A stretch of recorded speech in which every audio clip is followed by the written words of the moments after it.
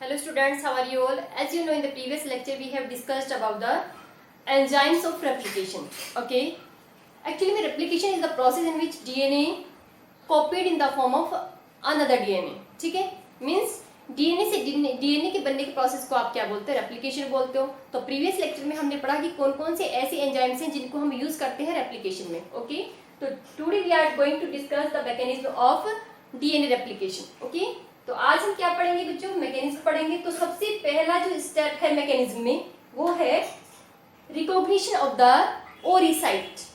ठीक है,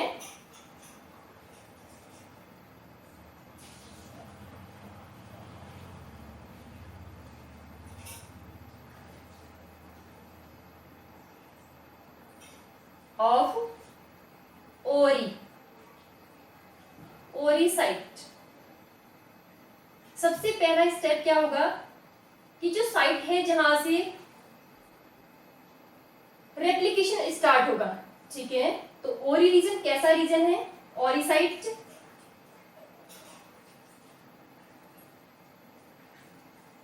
it is a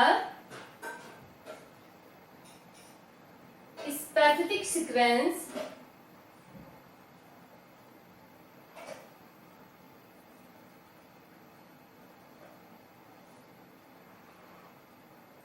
from which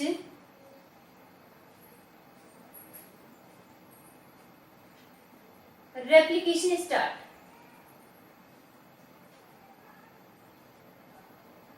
ठीक है, तो सबसे पहला जो स्टेप होगा कि उस साइट को आइडेंटिफाई करना है जहां से रेप्लिकेशन स्टार्ट होगा. वहां पे एक पर्टिकुलर सीक्वेंस प्रेजेंट है, एक स्पेसिफिक सीक्वेंस प्रेजेंट है.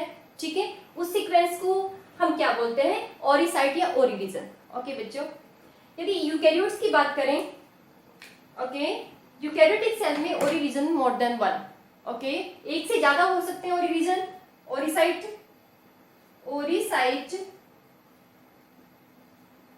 में B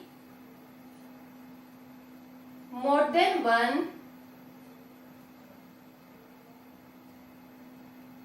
in case of eukaryotic cell. In case of eukaryotic cell, and in case of prokaryotic cell,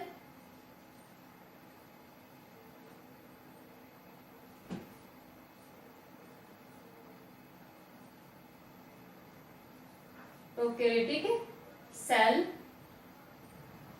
it is one.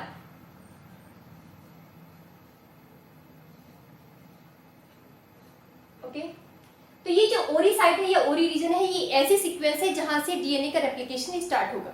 ठीक है, तो डीएनए का रेप्लिकेशन ऑलवेज कहां से स्टार्ट होता है? From a specific sequence. और स्पेसिफिक सीक्वेंस को हम क्या बोलते हैं? ORI site. ओके बच्चों, तो सबसे पहला स्टेप क्या होगा? रिकॉग्निशन ऑफ द ओरी साइट. नेक्स्ट क्या होगा? इसे कौन रिकॉग्नाइज करता है? Helicase enzyme.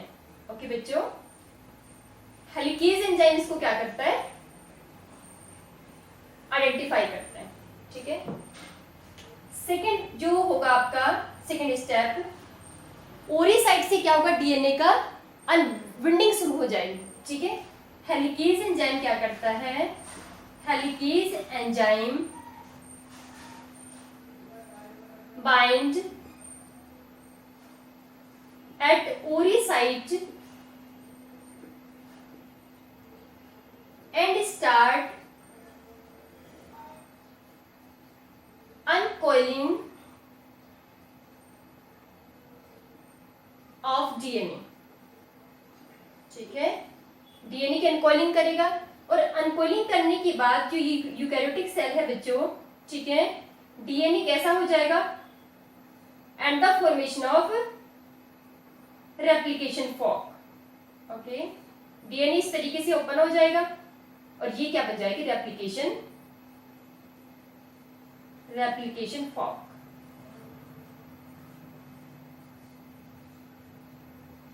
ओके, सबसे पहले ओरिसाइट का आइडेंटिफिकेशन, हेलिकेज एंजाइम की बाइंडिंग. हेलिकेज एंजाइम क्या करेगा? अनविंडिंग करेगा. डीएनए के दोनों स्ट्रैंड जो कॉइल्ड है उन्हें क्या करता है? अनकॉइल्ड करता है. ठीक है, और किसका फॉर्मेशन करेगा? रेप्लिकेशन फॉर्क का फॉर्मेशन करेगा. यूकैरियोटिक सेल में तो रेप्लिकेशन फॉर्क बनेगी और यदि क्या है, सर्कुलर डीएनए है, ठीक है बच्चों, डीएनए आपका कैसा है, सर्कुलर डीएनए है, उस वाली कंडीशन में क्या होगा कि यहाँ पे क्या बन जाएगा, bubble. Okay, helicase enzyme bind करने के बाद यहाँ पे क्या बनेगा, बबल, और यहाँ पे क्या बनते हैं, रेप्लिकेशन फॉर्क। ओके बच्चों, अब जो थर्ड स्टेप है, ओके, सबसे पहले और ये साइट को आइडेंटिफाई कर लिया, हेलिकेज एंजाइम ने बाइंड कर लिया और अनबाइंडिंग कर दी। ओके, और क्या बना रही है यहाँ पे, रेप्लिकेशन फॉर्क।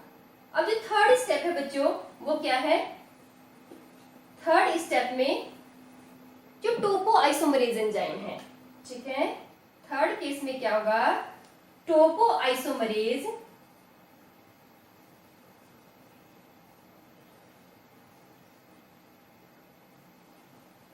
क्या करता है, रिड्यूस टेंशन इन डीएनए, ठीक है, डीएनए के अंदर जो भी टेंशन है उसे क्या करता है, रिड्यूस करता है। देन जो सिंगल स्टैंडर्ड, ठीक है, सिंगल स्टैंडर्ड स्टेबलाइजिंग जो प्रोटीन है या बाइंडिंग जो प्रोटीन है वो क्या करती है, सिंगल स्टैंडर्ड जो डीएनए फॉर्म होगा यहाँ पे ऐसे, इसके ऊपर क्या करती है, इसके ऊपर बाइंड करती है। ओके, और इसे क्या करेगी, स्टेबलाइज करेगी। ओके बच्चों, नेक्स्ट क्या बताया हमने, सबसे पहला step recognition of the ori site, helicase enzyme की बाइंडिंग होगी, डीएनए क्या हो जाएगा, अनबाइंड हो जाएगा, खुल जाएगा, क्या बन जाएगी, रेप्लिकेशन फॉर्क। ओके, टोपो आइसोमरेज क्या करेगा, अब जो भी टेंशन क्रिएट होगी, ठीक है, उसे क्या करता है, रिलाइव करता है। देन जो सिंगल स्टैंडर्ड स्टेबलाइजिंग प्रोटीन है वो बाइंड करेगी और सिंगल स्टैंडर्ड जो डीएनए बना है उसको क्या करते हैं, स्टेबलाइज करते हैं, उसे स्टेबिलिटी प्रोवाइड करते हैं। ओके बच्चों, अब जो हमारा फिफ्थ स्टेप होगा बच्चों, that is formation of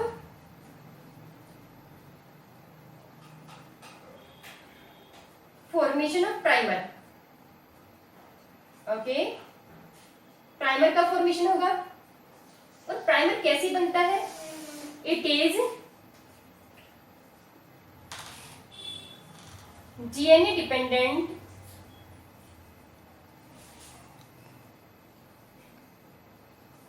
RNA polymerase.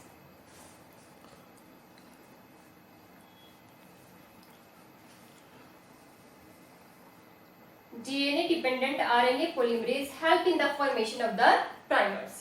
Okay, तो नेक्स्ट स्टेप में क्या बनेंगे, आरएनए बनेंगे, छोटे छोटे आरएनए के स्ट्रैंड बनेंगे, ठीक है, 5 से लेकर या 6 से लेकर 10 बेस पेयर।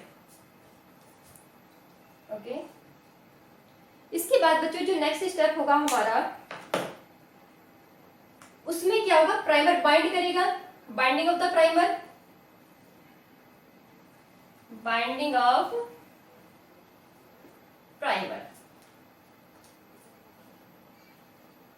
प्राइमर क्या करेगा, बाइंड करेगा, कौन सी स्ट्रैंड पे बाइंड करता है, कौन सी एंड पे बाइंड करता है, 3' एंड पे। ओके, 3' एंड पे क्या करेगा, बाइंड करेगा। उसके बाद हमारा एंजाइम क्या आएगा, DNA polymerase third,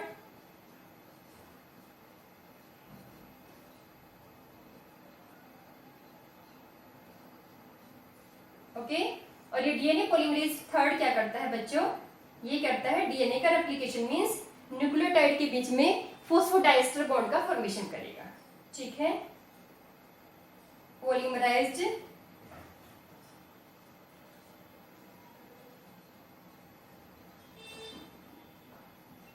DNA by joining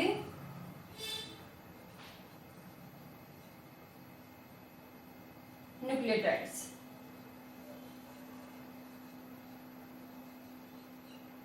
polymerisation होने के बाद, ओके, पोलीमराइजेशन जब हो जाएगा दोनों स्ट्रैंड का, उसके बाद हमारा क्या वर्क करता है बच्चों, हमारा वर्क जो होगा वो होगा डीएनए लाइगेज, ठीक है, DNA ligase. Okay, DNA ligase क्या करता है, अभी मैं आपको एक्सप्लेन करती हूँ प्रोसीजर कैसे होगा डायग्राम के थ्रू, ठीक है। डीएनए लाइगेज जो छोटे छोटे फ्रेगमेंट्स बनते हैं डीएनए के, ठीक है, उन्हें क्या करता है, ज्वाइंट करने का काम करता है। उसके बाद क्या होगा, removal of primers, removal of primers. तो कितने स्टेप में डिवाइड किया इसको, it is divided into 9 step. Okay बच्चों, अब हम क्या करते हैं, इसको डायग्राम के थ्रू इसको एक्सप्लेन करते हैं।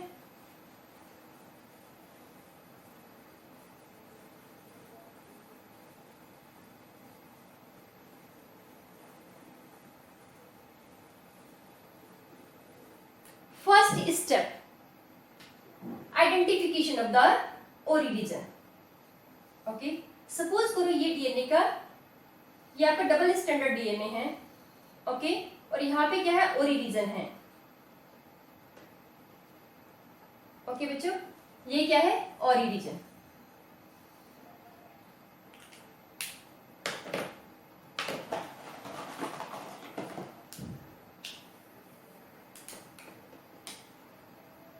This is double stranded DNA and this is ori region. Okay, क्या है ये, ओरी रीजन और ओरी साइट। ओके बच्चों, तो यहाँ पे आके कौन बाइंड करता है, D helicase enzyme. Helicase enzyme यहाँ पे बाइंड करेगा। हेलिकेज एंजाइम जैसे ही यहाँ पे बाइंड करता है, ये क्या कर देगा, डीएनए को ऐसे कन्वर्ट कर देगा, ठीक है, जिसे हम क्या बोलते हैं, रेप्लिकेशन फॉर्क।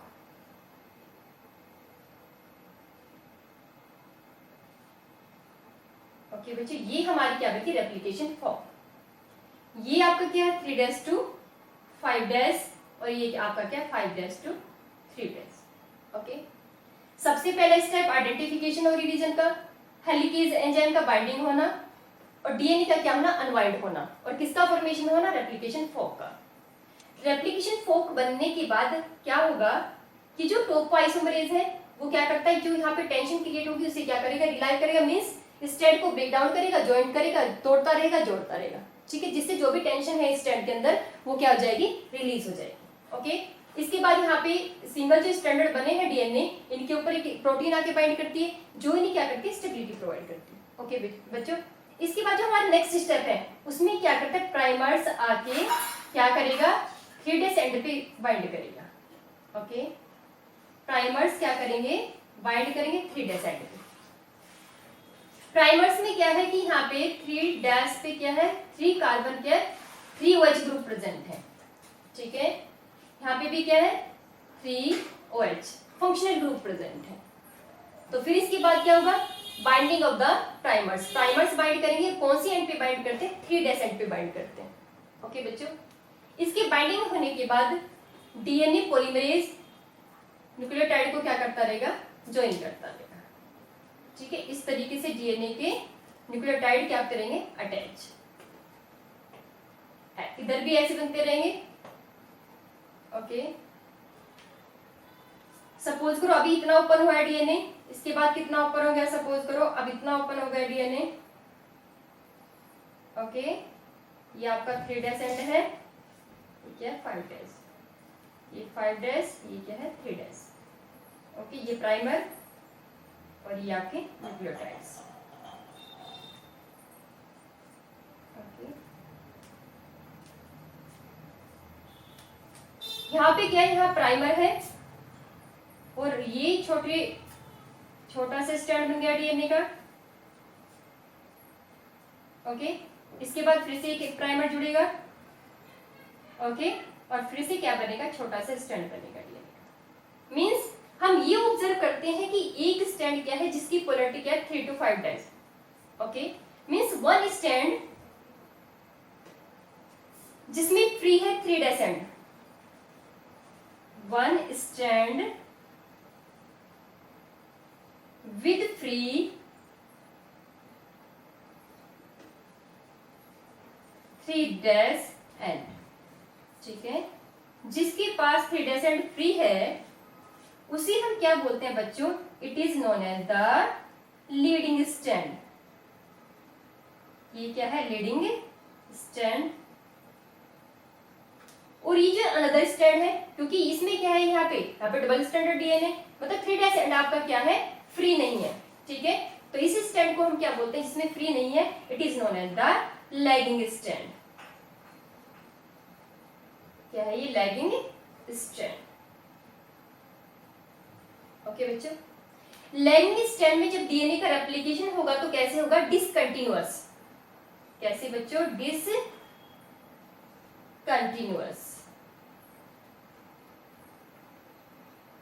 और यहाँ पे कैसे होगा फॉर्मेशन, रेप्लिकेशन कैसे होगा, कंटिन्यूअस। Okay,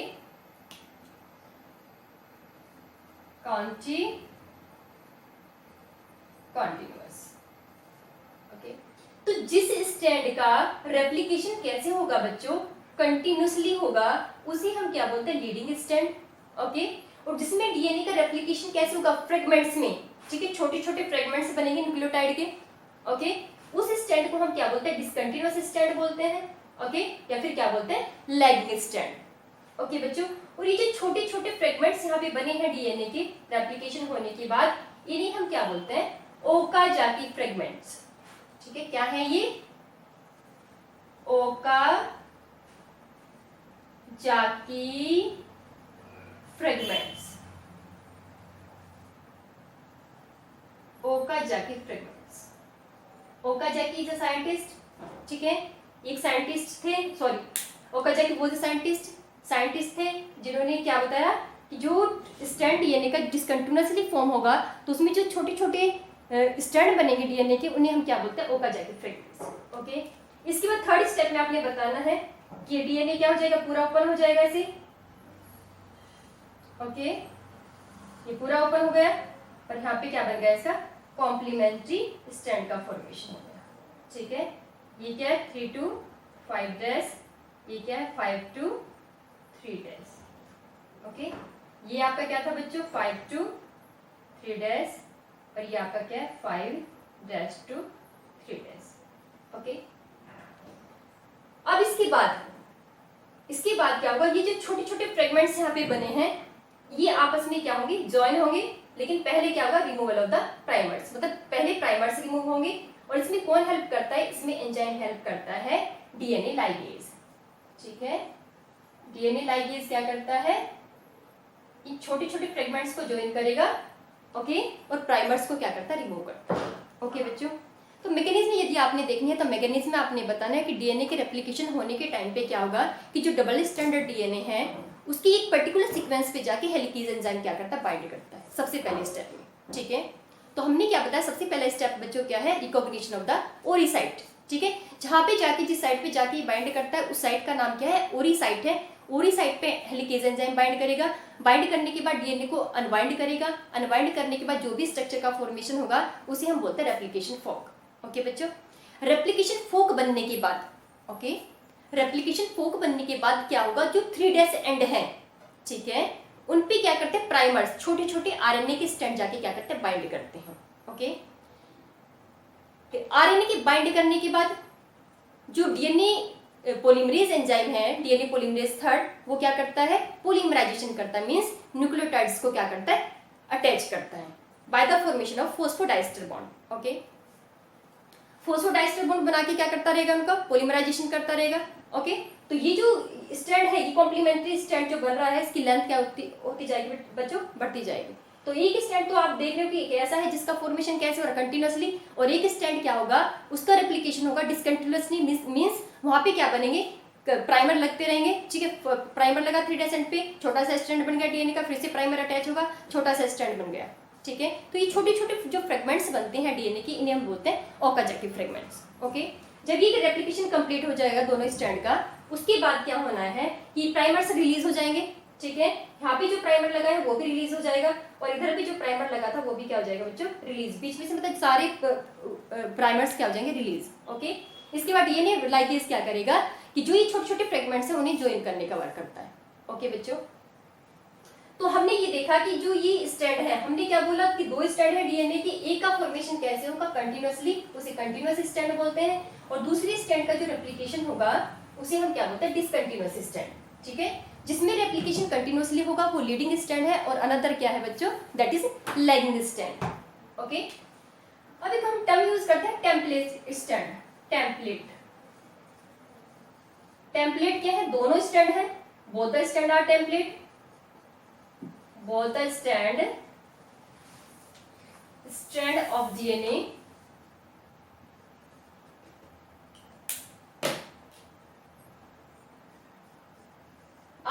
template. टेम्पलेट दोनों है, क्यों है टेम्पलेट दोनों? क्योंकि हम दोनों स्टैंड को यूज कर रहे हैं एप्लीकेशन के लिए, बिकॉज बोथ द स्टैंड्स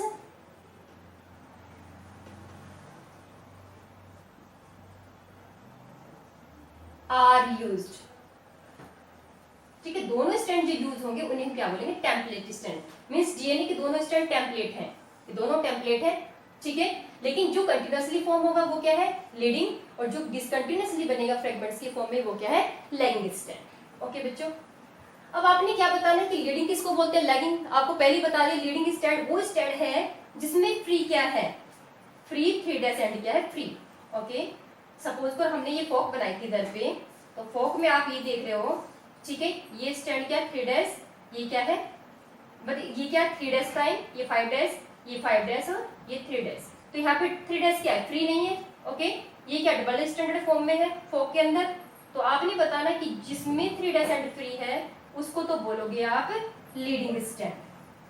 ठीक है, ये लीडिंग है, ये कंटिन्यूअसली बनेगा, और ये क्या है? लैगिंग। ओके बच्चों, ये क्या है? Lagging stand. अब आपने कोई आपसे ये पूछने लगे कि फॉर्मेशन किस डायरेक्शन में हो रहा है, तो आपने ये बताना है कि रेप्लिकेशन ऑलवेज किस डायरेक्शन में होगा? 5' to 3'। ठीक है, पॉलीमराइजेशन आप देख रहे हो किस डायरेक्शन में हो रहा है? 5' to 3'। तो जो नए स्टैंड बनेंगे, ओके, ये क्या है? 3' to 5'। न्यू स्टैंड जो बना है इसकी पोलरिटी क्या है? 5' to 3'। ठीक है, दूसरे के लिए क्या है? इसकी पोलरिटी क्या है? 5 to 3। ओके, और इसका फॉर्मेशन कैसे हो रहा है? ऐसे। Okay,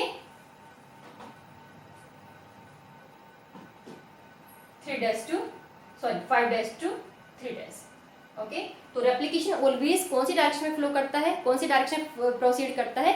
it proceed in the 5' to 3' direction. Okay बच्चों, फिर से एक बार एक्सप्लेन करते हैं। आपने बताना है कि जो डीएनए की रेप्लिकेशन है उसकी मैकेनिज्म में सबसे पहले डीएनए, ठीक है, जिस डीएनए का रेप्लिकेशन होना है, डीएनए का रेप्लिकेशन कौन सी फेज में होता है सेल साइकिल की? एस फेज में। ठीक है, ये भी आपको ध्यान रखना है कि एस फेज के अंदर क्या होगा? डीएनए का रेप्लिकेशन होगा। ओके, देन आपने ये बताना है कि डीएनए की एक पर्टिकुलर साइट से रेप्लिकेशन स्टार्ट होगा। वो जो साइट है उसका नाम क्या है? ओरी रीजन है या ओरी साइट है, वहाँ पे हेलिकेज बाइंड करेगा, डीएनए को अनवाइंड करेगा। अनवाइंड करने के बाद एक स्ट्रक्चर बनती है जिसको बोलते हैं रेप्लिकेशन फॉर्क। ठीक है, रेप्लिकेशन फॉर्क बनने के बाद क्या है? टोपो आइसोमरेज टेंशन को रिलाइव करता है। Single stranded stabilising protein single strand पे बाइंड करती है और उन्हें स्टेबलाइज करती है। उसके बाद प्राइमर बाइंड करते हैं। ठीक है, प्राइमर कैसे बनते हैं? ठीक है, आरएनए पॉलीमरेज छोटे छोटे स्टैंड का फॉर्मेशन करता है आरएनए के, ठीक है, जिन पे फ्री क्या है? 3' फंक्शनल ग्रुप है जिनके पास। ओके, वहां पे उसी ग्रुप को आइडेंटिफाई करता है क्या? आपका डीएनए पॉलीमरेज 3। ठीक है, इन प्राइमर्स के ऊपर आके बाइंड करेगा आपका डीएनए पॉलीमरेज 3 और न्यूक्लियोटाइड्स का क्या करता रहता है? पॉलीमराइजेशन करता रहता है। ठीक है, एक स्टैंड कंटिन्यूअसली बन जाएगा, दूसरा स्टैंड कैसे बनेगा? डिसकंटिन्यूअसली बनेगा। जो स्टैंड कंटिन्यूअसली बनेगा उसे आप क्या बोलोगे? लीडिंग, और जो स्टैंड आपका डिसकंटिन्यूअसली बनेगा उसे आप क्या बोलते हो? Lagging stand. ठीक है, अभी जो छोटे छोटे फ्रेगमेंट्स बनते हैं डीएनए के उन्हें हम क्या बोलते हैं? Okazaki fragments. ओके बच्चों, इसके बाद जो लास्ट स्टेप है उसमें क्या होगा कि जो जो क्या है? लाइगेज एंजाइम, डीएनए लाइगेज, वो क्या करेगा कि प्राइमर्स को रिमूव करेगा। ओके, और जो छोटे छोटे फ्रेगमेंट्स है उन्हें क्या करता है? ज्वाइन करता है। ओके बच्चों, तो this is the mechanism of the DNA replication. Okay, अब हम जो नेक्स्ट लेक्चर पढ़ेंगे वो उसमें पढ़ेंगे जो डीएनए का replication that is semi conservative. Okay, semi conservative होने का मतलब है कि जब डीएनए का रेप्लिकेशन होता है तो उसमें जो नए स्टैंड बनते हैं, ठीक है, उनमें हाफ स्टैंड कैसा है? पेरेंटल है, और हाफ क्या है? न्यू स्टैंड है। ओके, मींस ये स्टैंड तो हमने पहले से यूज किए हैं, इन स्टैंड को हम यूज करके, तो ये क्या है? पेरेंटल, ये भी पेरेंटल है, और यहाँ पे क्या बनते हैं? दो नए स्टैंड बनते हैं। ठीक है, तो आपने ये बताना है कि जो डीएनए का replication that is semi conservative means इसमें एक स्टैंड तो पेरेंटल है और वन स्टैंड क्या है? न्यू है। ओके, तो ये जो मैकेनिज्म है मींस जो हमने ये टर्म यूज की है ना कि the DNA replication is semi conservative. Okay, तो दो साइंटिस्ट हैं मेजल्सन एंड स्थॉल, उन्होंने ये एक्सपेरिमेंटली प्रूव किया कि जो डीएनए का रेप्लिकेशन है वो क्या है? वो सेमी कंजर्वेटिव है। ठीक है, तो ये जो एक्सपेरिमेंट है इसको हम पढ़ेंगे नेक्स्ट लेक्चर में। ओके बच्चों, थैंक यू।